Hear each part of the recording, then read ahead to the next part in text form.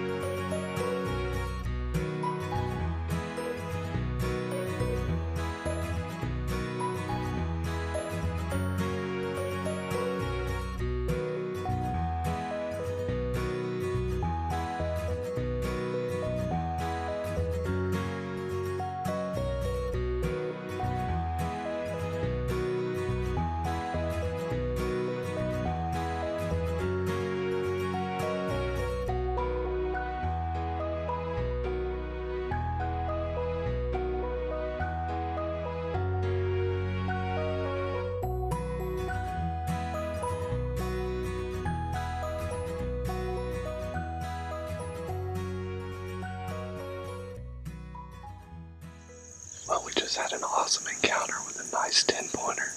He crossed by us at closest at about 45 yards, and he went right up to that 4S draw. It was like clockwork. So while he was feeding one of those 7-pointers that we saw the other night, came out too and went up there and started feeding with him as well. He fed there for about 20 minutes or so, and something across the fence spooked him, so he just ran back into the woods. But I'm hopeful that maybe he'll show back up here in a little while. We still got some time before dark, so we'll see what happens. Well, we're almost out of daylight, and unfortunately he didn't show back up. When he went off into the woods, he wasn't super spooked, so I'm pretty confident that he'll be back.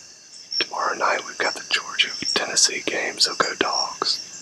And then hopefully Sunday we can get back over here and maybe get a shot on it. So, thumbs up.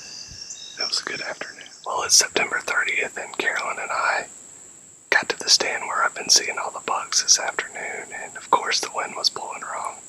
It was completely different than what was said on the Weather Channel, so we made a hike to the other end of the property in this 85-degree weather, and now we're sweating like crazy. So we're sitting in a stand that I hunted earlier in the month, and didn't see a single deer, but I'm hoping now that our food plots have kind of greened up a little bit, and we've done a little bit of bush hogging around here, that maybe the deer will be using this area. So fingers crossed. We've been having one of our bigger bucks show up right at dark, so maybe he'll show up this afternoon, but we'll just wait and see, and hopefully we'll have some good luck.